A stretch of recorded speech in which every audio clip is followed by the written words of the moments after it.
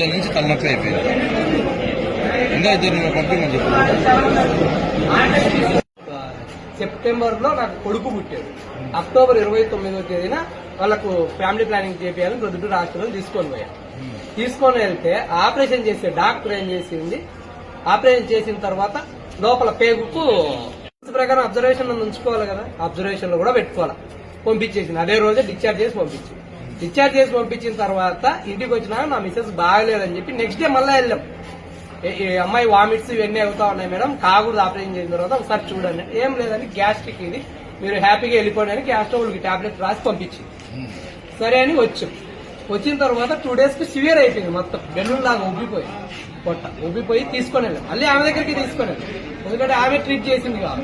తీసుకొని వెళ్తే ఆమె డ్యూటీకి కూడా రాకుండా ఫోన్లోనే వాళ్ళ నర్సులు ఇంటిమేట్ చేస్తే ఫోన్ చేసి వాళ్ళ హస్బెండ్కి చెప్పింది.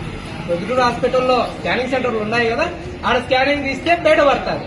వాళ్ళ ప్రైవేట్ వాళ్ళ భర్త ఉన్న స్కానింగ్ సెంటర్ అంటే ప్రొద్దుటూరులో దాని దగ్గరికి పంపించి ఆడికి వెళ్తే అది తెలుసు స్కానింగ్ సెంటర్ లో ఏం జరిగిందని. అతను రిపోర్ట్లో తప్పు ఇచ్చి ఏమీ లేదని చెప్పి ఇచ్చాడు. పొద్దున్న నుంచి తలనొప్పి అయిపోయింది. ఇంకా ఇద్దరు పంపించమని చెప్పి సెప్టెంబర్లో నాకు కొడుకు పుట్టాడు.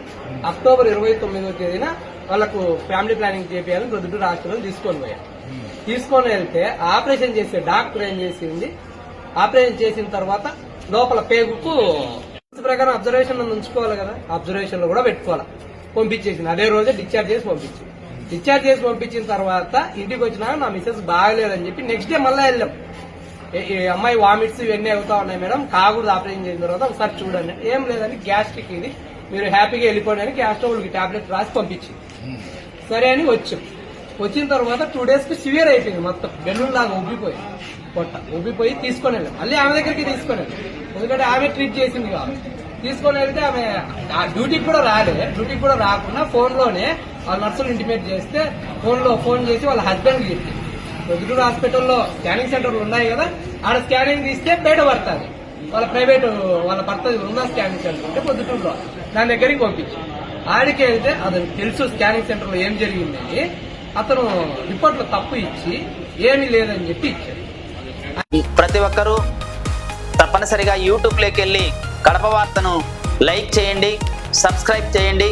ఇట్లు మీ జి రమణయ్య, ఎడిటర్, కడప వార్త.